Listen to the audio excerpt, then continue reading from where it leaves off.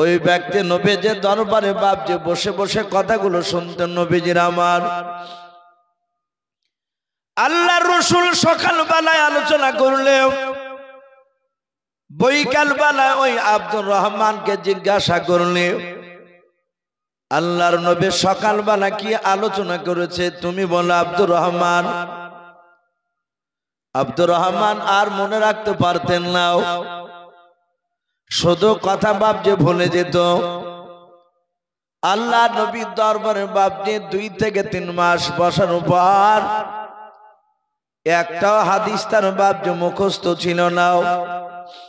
একেবারে যাকে গবে জেহান বলা হয়, একবারে সবচেয়ে খারাপ মেধা,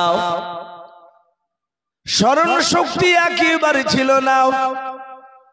ওনার জীবনীতে পাওয়া যায় আল্লাহর নবী জনাবে মুহাম্মদ রাসূলুল্লাহ সাল্লাল্লাহু তাআলা আলাইহি ওয়াসাল্লামের দরবারে এই আব্দুর রহমান উনি একদিন বসে বসে বাপজি নবীর দিকে চেয়ে চেয়ে কান্না করতেছেন।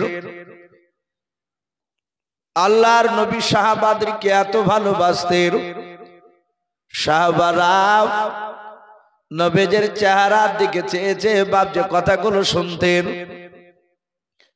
দরদি নবী তাকিয়ে দেখলেন আব্দুর রহমান, তার 2 চোখের কোনা দিয়ে বাপজি ঝরঝর করে পানি ঝরে যায়।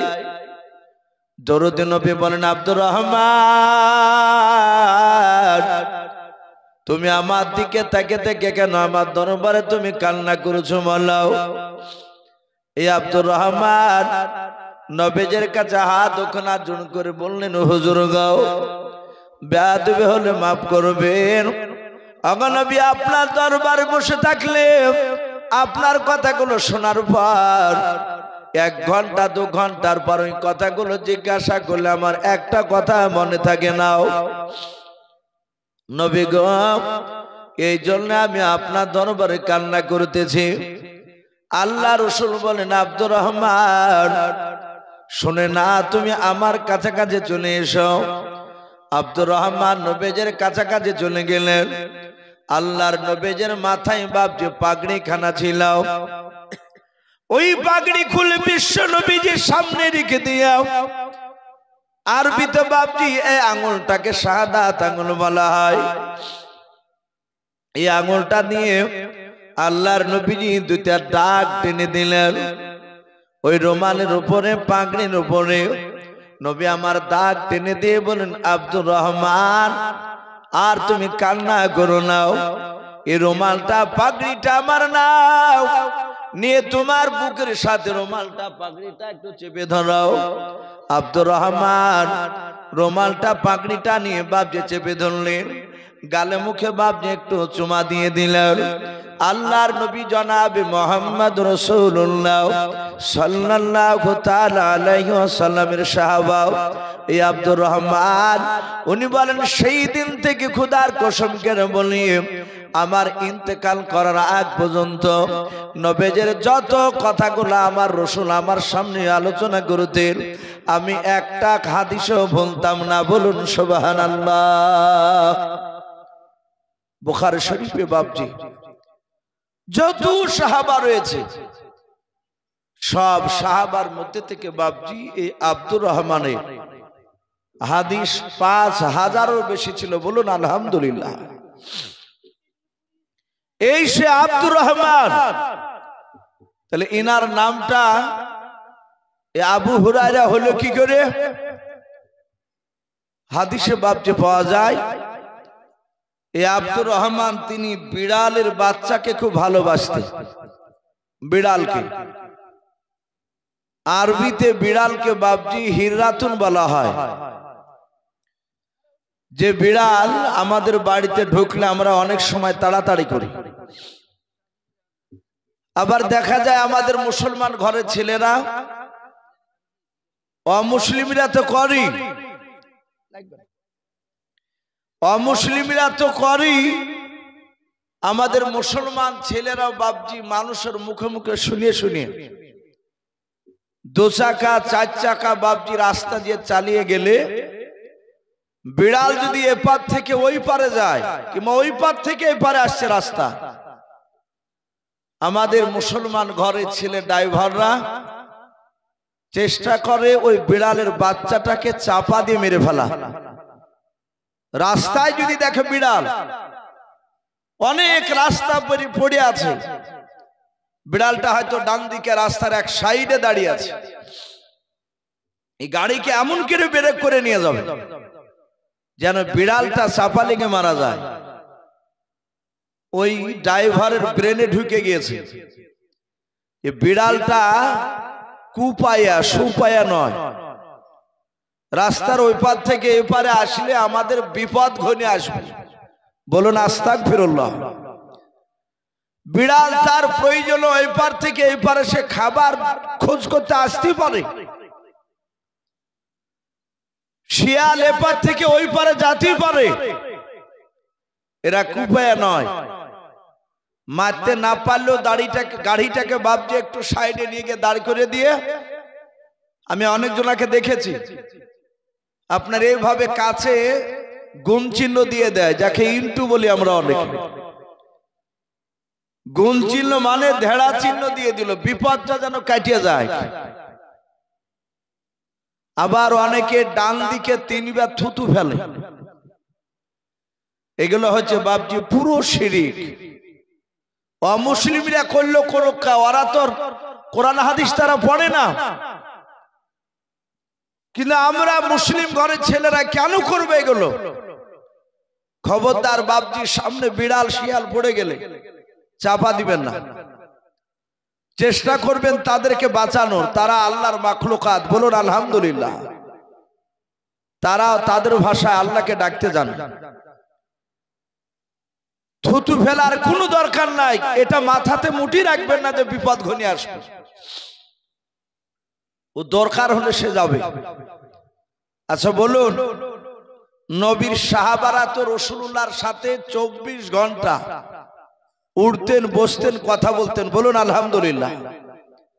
এই আব্দুর রহমান, যেই ব্যক্তি রাসূলুল্লাহর রুমালকে এইভাবে বুকের সাথে চেপে ধরে, সে সাহাবা কি নবীর কাছ থেকে দূরে থাকতেন না কাছে থাকতেন? কথা বলে, খুবই কাছে থাকতেন।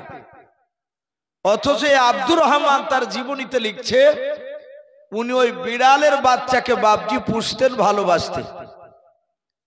আমরা অনেক বান্দর যারা খেলা দেখে বেড়ায় তাদেরকে দেখতে পাই, সাইকেলে গেলেও সামনেকার হ্যান্ডেলে বান্দর বসে থাকে, ও ঘাড়ে নেয়, কোলে নিয়ে বাপজি ঘুরিয়ে বেড়ায়, সেটা পুষা জিনিস।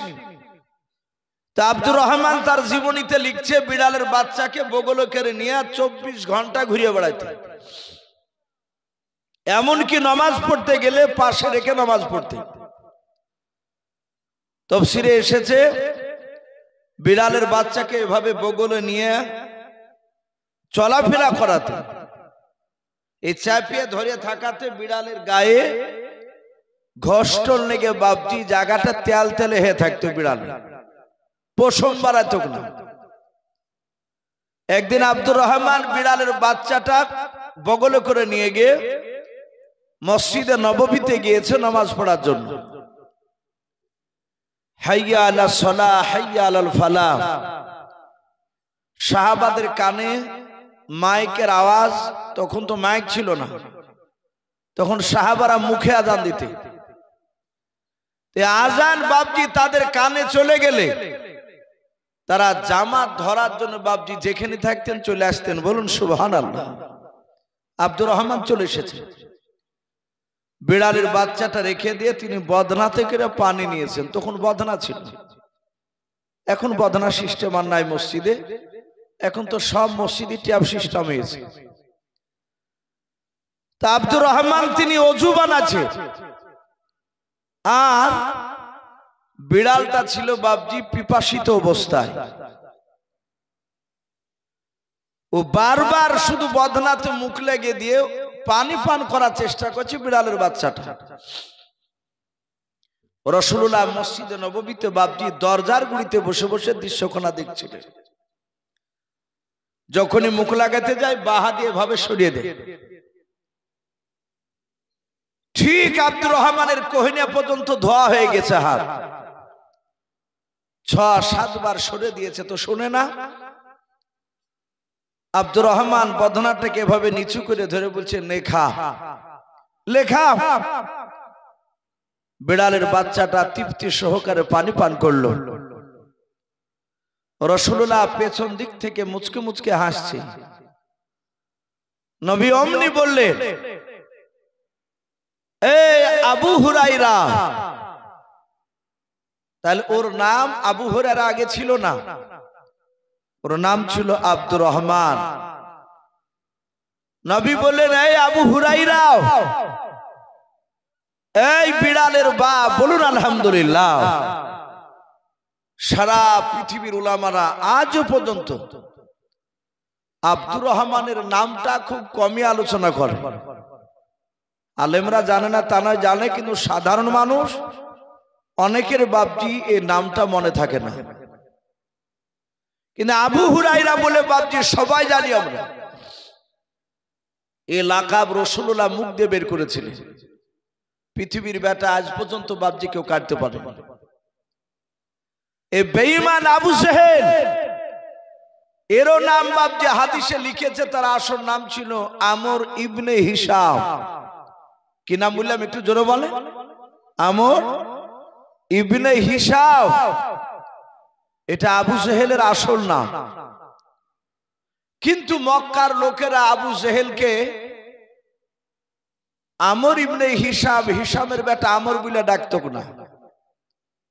আবু জেহেলের প্রচন্ড মেধা ছিল, সেই জামানায় উচ্চ শিক্ষায় শিক্ষিত ব্যক্তি ছিল, সে মূর্খ ছিল না। তাকে লোকেরা নাম দিয়েছিল আবুল হিকাম। এটা আরবি শব্দ, এর মানে কি? জ্ঞানী গুণী বুদ্ধিজীবীর বাপ। তাহলে এই যে আবু জেহেল কেন রাসূলুল্লাহ বললেন? এই বেঈমান আবু জেহেল তিনি জানতো, সে বেঈমান জানতো যে মুহাম্মদ সাল্লাল্লাহু আলাইহি ওয়াসাল্লাম প্রকৃতি আল্লাহর রাসূল। জানার পরও এই বেঈমান আমার বিশ্ব নবীকে অনেক বাপজি আপনার পরীক্ষার মধ্যে ফেলেছে,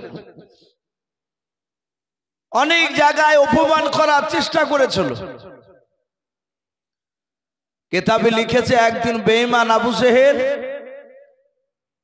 রাত্রি বেলায় না দিনের বেলায় তার বিবিকে বলল, বিবি দেখো তিনি ঘরের বাইরে কেউ আছে কিনা।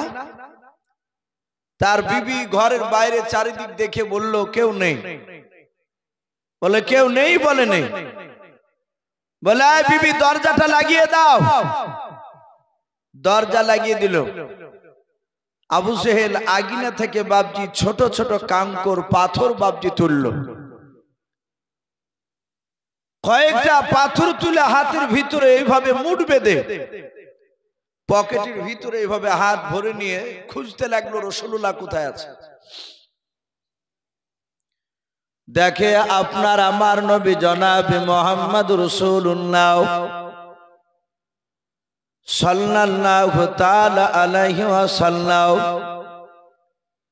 নবী আমার মক্কা নগরে বাপজি কিছু মানুষের সামনে তিনি জান্নাত জাহান্নামের বয়ান করেছিলেন। আল্লাহ রাসূলের নবুয়ত সম্পর্কে তিনি আলোচনা করেছিলেন। ওই সময় বেঈমান আবু জেহেল বিশ্ব নবীর কাছে গিয়ে বলেছিল,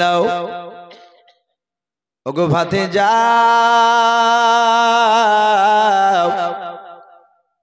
বলো বলো তুমি নাকি নবুয়তের দাবি করেছো মনে হয়? বলে তুমি যদি নবুয়তের দাবি করো বাবা, তাহলে বলো আমার এ হাতের ভেতরে কি ভরা আছে? আল্লাহ দরদি নবী জনাবে মুহাম্মদ রাসূলুল্লাহ সাল্লাল্লাহু তাআলা আলাইহি ওয়াসাল্লাম দরদি নবী বলেন, চাচা আমার জবান দিয়ে বের করে নেবেন না, আপনার হাতে যা আছে তার কাছ থেকে আপনি সাক্ষী নেবেন বলেন। আবু জেহেল বলল, তোমার জবান থেকে না হয়ে যদি আমার হাতের ভিতরে যা আছে এতে যদি তোমাকে নবী বলে মেনে নেয় তাহলে জানবো তুমি সত্যিকারের নবী। অনেকগুলো মানুষ ছিল, তার মধ্যে থেকে রে বাবা আল্লাহর নবী বলেন, এই পাথর আমি নবী না রাসূল সেটা তুমি সাক্ষী দাও। আবু জেহেল মোট বেঁধেছিল এভাবে রে বাবা, আর হাতের ভিতর থেকে বাপজি পড়তে লাগলো কালেমা লা ইলাহা। ভাই আপনার একটু গভীর রাত্রির পড়ুন, লা ইলাহা ইল্লাল্লাহ, লা ইলাহা ইল্লাল্লাহ, লা ইলাহা ইল্লাল্লাহু মুহাম্মাদুর রাসূলুল্লাহ। বলুন সাল্লাল্লাহু তাআলা আলাইহি ওয়াসাল্লাম। আবু জেহেল অবাক হয়ে গেল, সর্বনাশ, এই পাথরও সাক্ষী দেয়। আবু জেহেল বিশ্ব নবীর উপর কলেমা পড়ল না, সে চলে গেল। চলে যাওয়ার পরে উদবা, সাইবা, আবু সুফিয়ান, আবুল আহাব আর এই কুখ্যাত বেঈমান আবু জেহেল, এরা 5 লিডার একত্রিত হলো। কিতাবে লিখেছে যে আবুল আহাব যে লোকটা, এরা রাত্রিবেলা মিটিং করছিল। এই আবুল আহাব এ আমার বিশ্ব রাসূলুল্লাহর বাপজি আপন চাচা, সবচেয়ে বাপজি বড় ক্ষতি করে ফেলে। ঘরের মানুষ যদি বাপজি দুশ্মনী করে,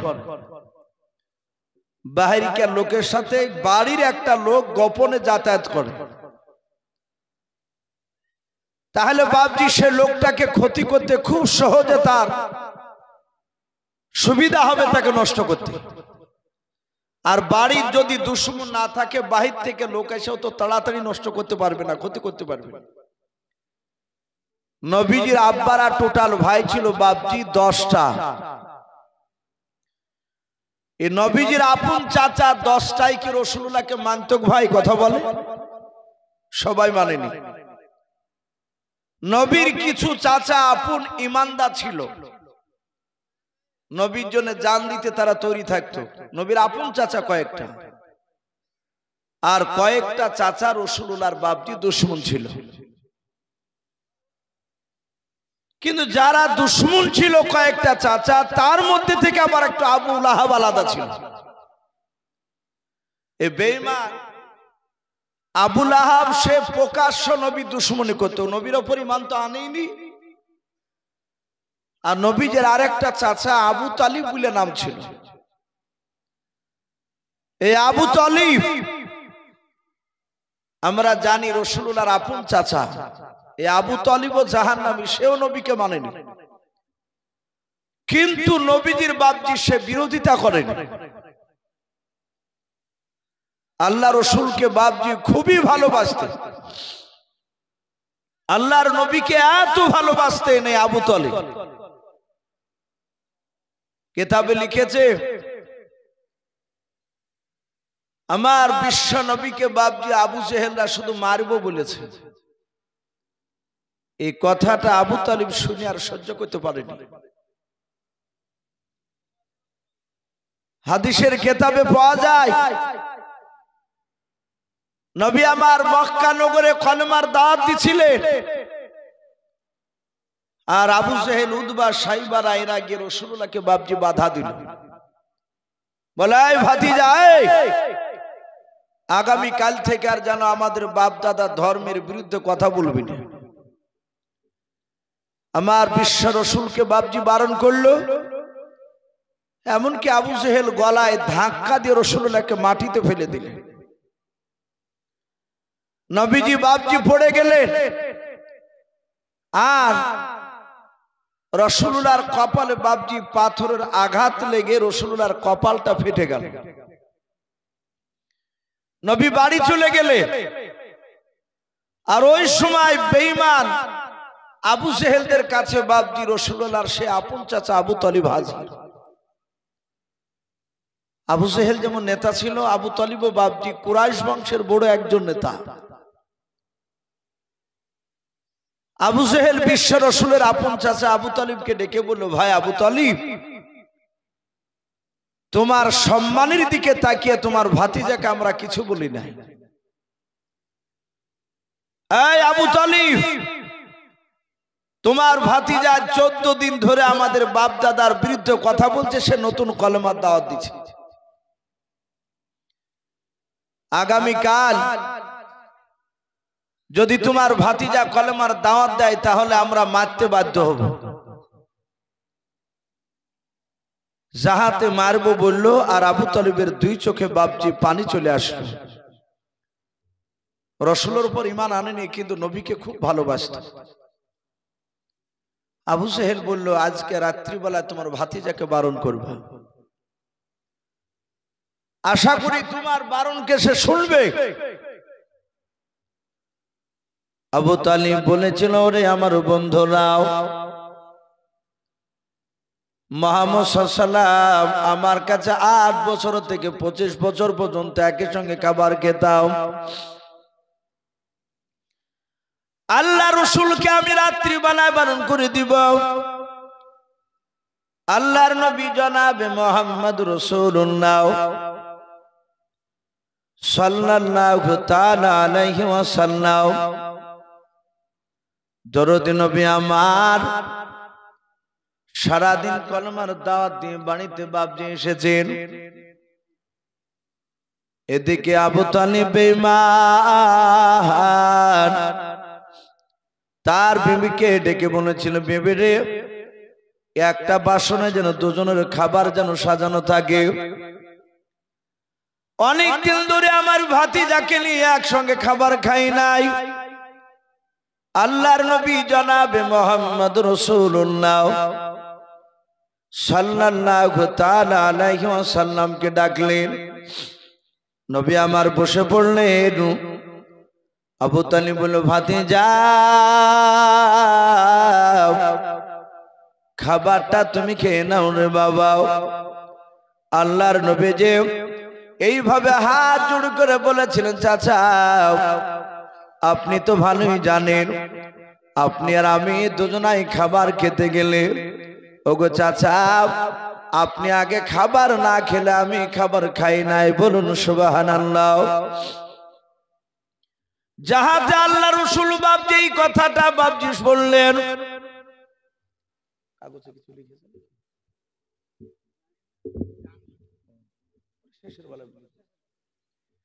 আল্লাহর নবী জনাবে মুহাম্মদ রাসূলুল্লাহ সাল্লাল্লাহু তাআলা আলাইহি ওয়াসাল্লাম ডাক দিয়ে বলেন, চাচা আপনি আগে খাবার না খেলে আমি তো খাবার খাবো না।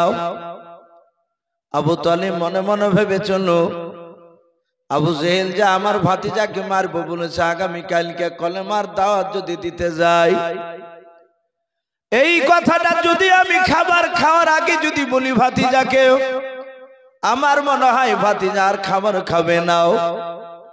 আর ভাতিজাও খাবার না খেলে সারা রাত আমিও ঘুমাতে পারবো না। বলুন সুবহানাল্লাহ। আল্লাহর নবী জনাবে মুহাম্মদ রাসূলুল্লাহ সাল্লাল্লাহু তাআলা আলাইহি ওয়াসাল্লাম নবী যে ডাক দিয়ে বললেন, ভাতিজা নয় চাচা, আপনি আগে খাবার না খেলে আমি খাবার খাবো না। আবু তালিব ধৈর্যের বাঁধা ধরে রাখতে পারলেন না। 2 চোখের কোনা দিয়ে বাপজি ঝরঝর করে পানি ঝরতে লাগলো। আল্লাহর নবীকে মুখের সাথে বাপজি চেপে ধরে ডাক দিয়ে বলেন, ওরে বাবা, আমি আর না বলে থাকতে পারলাম না রে বাবা, তুমি এত আমাকে ভালোবাসো। নবী যে ডাক দিয়ে বলেন, চাচা 6 মাস যখন মার পেটে ভরা ছিল, ওই সময় আমার আব্বা সিরিয়ায় ব্যবসা করতে গিয়ে আর ঘুরে আসে নাই। মার পেট থেকে যখন জন্ম নিলাম, 6 বছর যখন আমার বয়স হলো গো চাচা, আমি আমার জনম দক্ষিণ মাকে হারিয়ে দিয়েছি। ওগো আমার চাচা, যখন আমার 8 বছর বয়স ছিল ওই সময়তে আমার দাদা আব্দুল মুত্তালিবকে হারিয়েছি। 8 বছর থেকে নিয়ে আমার প্রায় 40 বছর পার হতে চলল। ওগো চাচা,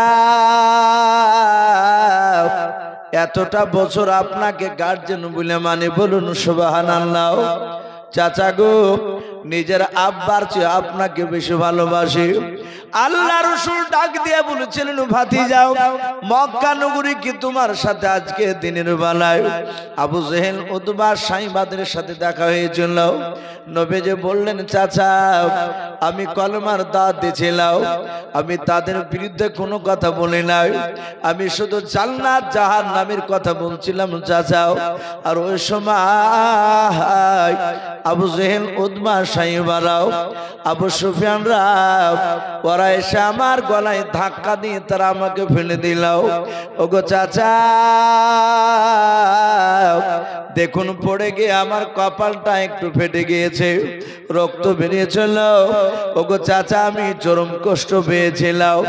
আল্লাহ রাসূলের চাচা আবু তালিব নবীকে বাবা বুকের সাথে জুড়ে ধরে বাপজি আবু তালিব নবীর খাম হওয়া জায়গাটায় কপালে বাপজি চুমা দিয়ে দিলেন।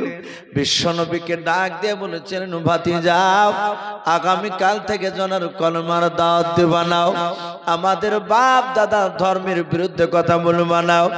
আল্লাহ রাসূল বলেন, চাচা আর কিছু বলেছিল? বলে হ্যাঁ, তোমাকে এক এক করে 3টা পুরস্কার দিবে রে বাবা, যদি তুমি কলমার দাওয়াত দেওয়া বন্ধ করে দাও।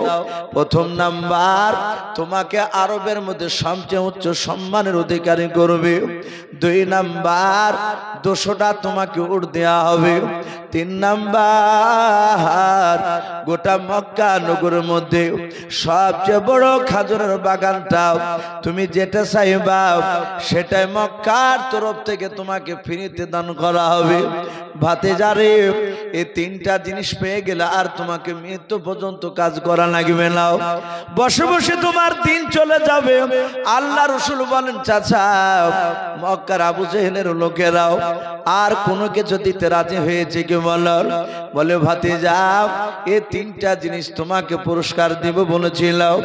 আল্লাহ রাসূল বলেন, চাচা খোদার কসম করে বলি চাচা শুনে না, আপনাকে সাক্ষী রেখে আমি আপনার ভাতিজা কথা বলি, শুধু মক্কা 3টা পুরস্কার কেন, গোটা পৃথিবীর ধন সম্পদ যদি নিয়ে এসে আমাকে দিয়ে দেয়। ওগো চাচা, শুধু ধন সম্পদ নাই, আসমান থেকে সূর্য পেড়ে নিয়ে এসে যদি আমার ডানা হাতে দিয়ে দেয়, চাঁদ পেড়ে নিয়ে এসে যদি আমার বাম হাতে দিয়ে দেয়। ওগো আল্লাহর নবীজির ডাক দিয়ে বলছেন, চাচা খোদার কসম করে বলি, আমি সত্য কথা হক কথা বলা বন্ধ করব না, বলুন সুবহানাল্লাহ। আমি হক কথা বলবই। বলাই চাচাও, আসমানের সূর্য চাঁদ নিয়ে এসে দিল, আমি কথা বলা বন্ধ করব না। আবু তালিবের চোখ দুটো বাপজি কুখের মতো লাল হয়ে গেল, যাকে বারণ করছে শুনবে না। আবু তালিব বলেছিল, এই ভাতিজা, আমিও লাত উজ্জার কসম করে বলছি, সেই সময় মক্কার লোকেরা কাফেররা বাপজি লাত উজ্জাকে সবচেয়ে বড় দেবতা বলে মানত। তারপরে আর একটা দেবতা মানত বাপজি হাবুলকে।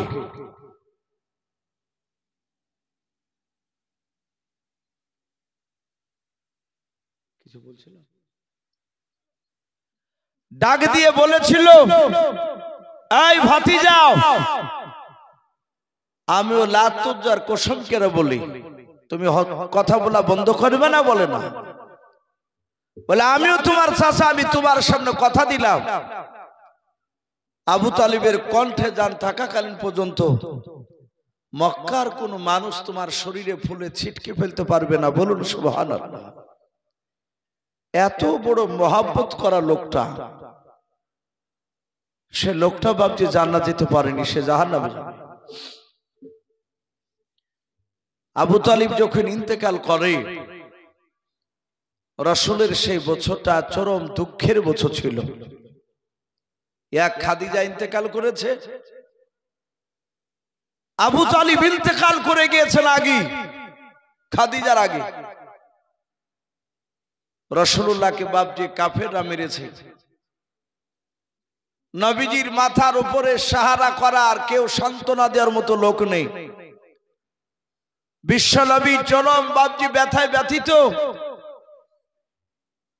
আবু তালিব কলেমা না পড়লো, যদি আবু তালিবকে বলতো আবু তালিব তোমার ভাতিজাকে অমুক জায়গায় মারছে কাফেররা, আবু জেহেলের লোকেরা, তো সাথে সাথে আবু তালিব সোজা দৌড়ে যেতেন আর কাফেররা পালিয়ে যেত।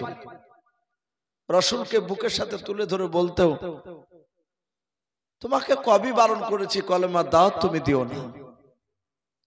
কিন্তু আবু তালিব থাকা পর্যন্ত বাপজি কেউ হা দিতে পারত না। কিন্তু আবু তালিব ইন্তেকাল করেছে, খাদিজা ইন্তেকাল করেছে, কেউ না। সেরাতে হালবিয়া বলে একটি কিতাব, তাতে এসেছে আল্লাহ রাসূলকে মেরেছে, নবীজির শরীর দিয়ে রক্ত ঝরছে, মাথার কপাল ফেটে গা বেয়ে পা দিয়ে যেখানে যেখানে পা দিচ্ছে সেখানে সেখানে রক্তের দাগ লেগে যাচ্ছে। কাফেরদের মায়া ছিল না রাসূলুল্লাহকে মারতে। এখনো বাপজি এক শ্রেণীর বেঈমানেরা, আমরা ইউটিউবে ফেসবুকে দেখছি বিভিন্ন খবরে, অনেক জায়গায় এক শ্রেণীর জানোয়াররা মুসলমানকে ধরে ধরে মারছে। আপনারা শুনেছেন হয়তো, অনেকে ভুলে যাচ্ছে। ঝাড়খণ্ডের তাবরেজ আনসারী ভাই যুবক, আজ ক বছর হয়ে গেল, ওকে 18 ঘন্টা ধরে বাপজি এক শ্রেণীর বেঈমানেরা জঙ্গলের ডাল ভেঙে কচা ভেঙে অনেকগুলো মানুষের সামনে তাকে পিটিয়ে হত্যা করেছে। এ কথা সত্য না মিথ্যা একটু জোরে বলে? তাবরেজ আনসারীকে, মালদাহার আফরাজুল ভাইকে, তাকেও বাপজি আপনার কুড়োল দিয়ে পেছন থেকে এক জানোয়ার কোম মারিয়ে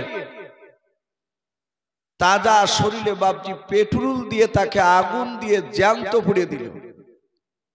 এটা তো শুনেছেন নিশ্চয়, ওটা কয়েক বছর হয়ে গেল। অনেক জায়গায় দেখতে পাওয়া যাচ্ছে বৃদ্ধ আর বাপজির বয়সের লোক, দাদুর বয়সের লোক, তাদের দাড়িকে ধরে কাটিয়ে দিচ্ছে জোর করে। এই জানোয়াররা এত অত্যাচার চালাচ্ছে রাসূলুল্লাহর জামানাতেও বাপজি, আমার বিশ্ব রাসূলকে সেসব জানোয়াররা মারত। ওরা জানতো, কাফেররা বলে দিয়েছিল মুহাম্মদকে যত কষ্ট দিয়ে মারবা তত তোমাদের নেকি হবে। বলুন আস্তাগফিরুল্লাহ। ওরা তো চিনে না রাসূলুল্লাহকে। বাপজি আমার সোনা লালেরা, এক শ্রেণীর জানোয়ার থাকে, তারা যেভাবে চালায় ওইভাবে তাদের বাপজি এক শ্রেণীর মানুষ তাদের কথায় নাচে। দুনিয়ার পরিস্থিতি বাপজি ভালো নাই, এটা আমরা সকলে জানছি। দিল্লির এক পুরোহিত, সে বলেছে এখন টার্গেট আমাদের মক্কা নগরে কাবা শরীফকে দখল করার জন্য। একবার যাইয়ে দেখ না তোর অবস্থা কি করছে। কেন বলছে ওই কাবা শরীফের নিচে নাকি মক্কেশ্বর মন্দির ছিল। বলুন আস্তাগফিরুল্লাহ। নাম্বার করছে। আজ বাপজি 6 ডিসেম্বর চলছে। জুম্মা পড়েছেন তো আপনারা? পড়েন নাই? ইমাম সাহেব বলেনি আজকের ব্যাপারে? আমার মনে হয় যে গোটা ভারতবর্ষের এমন কোন জুম্মায় মনে হয় যার বাকি নাই আজ, যে আজকে বাবরি মসজিদের কথা আলোচনা করেনি। 1992 সালে ডিসেম্বরের এই 6 তারিখে আমাদের ঐতিহাসিক মসজিদকে বাপজি ধ্বংস করে দিয়েছে। আমরা আল্লাহর আদালতে বিচার দিয়েছি। বাপজি আমাদের পরিস্থিতি ভালো না, এগুলো সবাই জানতে পারছে। আমরা অনেক জায়গাতে সভাপতি সাহেব কাগজ লিখে দিচ্ছে। এই কিছুদিন আগে ডমকলে একটা জায়গায় ছিলাম, খুতবা শুরু করেছি, কাগজ লিখে বলছেন, হুজুর এসব বেলডাঙ্গাতে যে একটা ঘটনা ঘটলো এসব সম্বন্ধে কোনো কথা বলবেন না। আমি বললাম কেন ভাই, বলা যাবে না আমরা মার খাচ্ছি? তো বলছে না, অসুবিধা আছে, আমরা মার খাবো কিন্তু বলতে পাবো না। এমন জামানায় বাপজি আমরা পৌঁছে গিয়েছি। আমি বলছিলাম রাসূলুল্লাহকে সেই জামানাও মেরেছিল এক শ্রেণীর বেঈমানেরা, এখনো আছে সেই দল, তাদের উত্তরসূরি এখনো আছে, এখনো আমার অনেক ইমানদার ভাইদেরকে কষ্ট দিচ্ছে। আমার রাসূলুল্লাহকে মেরেছে, নবীজির খাদিজা নাই, আমার বিশ্ব রাসূলকে মারতো, খাদিজা থাকতে খাদিজার কাছে যেতে। নবীজি বলতেন, খাদিজা আমি তো কোনো অন্যায় করিনি, আমাকে দেখো আবু জেহেলের লোকেরা ধরে কিল মারল, নোংরা দিয়েছে গায়ে, পাথর দিয়ে মেরেছে, জুতো দিয়ে মেরেছে। আল্লাহ রাসূলের অর্ধাঙ্গিনী বিবি খাদিজাতুল কুবরা সান্ত্বনা দিয়ে বলতেন, ওগো আল্লাহ রাসূল, ওরা যদি চিনতক আপনি আখিরি জামানার রাসূল আপনাকে মারতক না, ওরা চিনে না আপনি রাসূল। আপনার পূর্বেকার নবী রাসূলদেরকে তার কওমরা ধরে ধরে মেরেছে। বলুন আলহামদুলিল্লাহ, কত বড় সান্ত্বনামূলক কথা। আর আপনার আমার বিবি একবার পরীক্ষা করে দেখে, পাড়া থেকেও যদি মারে তো কানতে কানতে বাড়িতে যদি যান আর বিবিকে যে যদি বলেন যে আমাকে মারিয়েছে অমুক চায়ের দোকানে অমুক লোক, তমনি বলবে ওর লাকে মারতে পারেনি, ওর নাক শুয়ে ফাটিয়ে দিতে পারোনি, আর নাহলে বলবে তুমি হাতে আমার চুরি খুলে তোমার হাতে চুরি পড়ো। ও জানে যে মারামারি করে মরে গেলে আবার আরেক জায়গায় হাঁটু পাড়তে পাবো, আবার বিয়ে করতে পাবো। আর খাদিজা এমন সান্ত্বনা দিচ্ছে, ওগো স্বামী আপনি কাঁদবেন না, আপনি যে রাসূল তা ওরা চিনে না, ওরা জানলে আপনাকে মারত না। রাসূলকে সান্ত্বনা দিয়ে কথা বলতে, সে খাদিজা নাই, সান্ত্বনা দিবে কে? মালে কমসে কম সামনে গিয়ে আবু তালিব বলতো, এই আমার ভাতিজাকে কেন মেরেছো, এতটুকু কথা বলতো, কিন্তু আবু তালিবও নাই। রাসূলকে কে সান্ত্বনা দিবে? আল্লাহর নবী তিনি জানেন আবু লাহাব আমার চাচা, তার বাড়িতে যাওয়া যাবে না। আল্লাহ রাসূল জানেন আমার চাচার মধ্যে থেকে সবচেয়ে বাপজি শক্তিশালী চাচা, তার নাম ছিল আমির হামজা। কি নাম বললাম? আমির হামজা রাদিয়াল্লাহু তাআলা আনহু।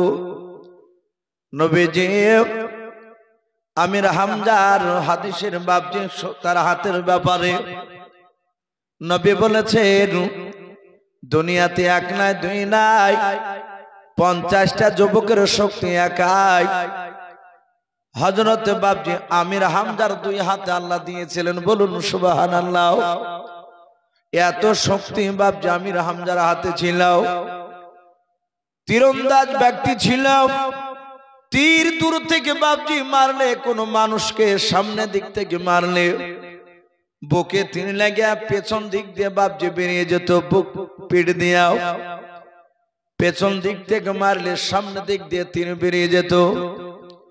আল্লাহর নবী মনে মনে ভাবলেন, আল্লাহ আমার চাচা আমির হামজার বাড়িতে একটু যায়, চাচা মনে হয় আমার সাইডে একটু দাঁড়াবে। তখন আমির হামজাও বাপজি কলমা পড়ে নাই, আল্লাহর নবীজিকে বাবা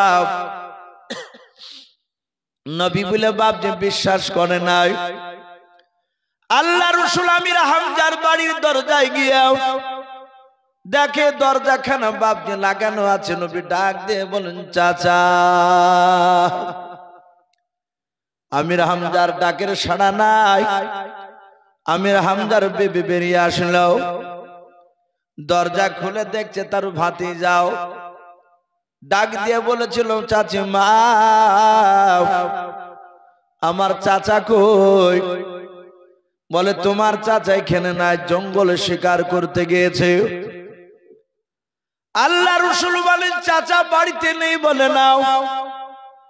ডাক দিয়ে বলল আমির হামজার স্ত্রী গো মুহাম্মদ বলুন সাল্লাল্লাহু তাআলা আলাইহি ওয়াসাল্লাম ডাক দিয়ে বলেছিল বাবা কেন তোমার চাচাকে খোঁজ করতে এসেছো বলো। আল্লাহর নবী আমির হামজার বাড়ির দরজায় দাঁড়িয়ে বাচ্চা ছেলের মতো ফুফরে ফুফরে কাঁদে কেঁদে বলেছিল ওগো আমার চাচিমা, মক্কার অমুক লোকেরা আমাকে ধরে ধরে মারলো চাচিমা, তাই আমার চাচার কাছে আমি একটু বলতে এসেছি আমার চাচা ছাড়া কেউ নাই। আমির হামজার স্ত্রী বলে যেমন তোমার কর্ম তেমনি তোমার ফল হয়েছে, তোমাকে এত বারণ করেছি কলমার দাওয়াত দিও নাও, তুমি তো শোনো নাই। আল্লাহ রাসূলকে বাপজি বাড়ির ভেতরে বসতে দিল না, সান্ত্বনামূলক কথা বলল না। আল্লাহর নবী বাপজি চলে গিয়েছেন কানতে কানতে, যে এক গুহার ভিতরে বাপজি রাসূলুল্লাহ সেজদায় পড়ে কাদার বলেন আল্লাহ মনে হয় তোমার দিনকার বেশি দিন টিকে রাখতে পারবো না। আল্লাহর রাসূল সাল্লাল্লাহু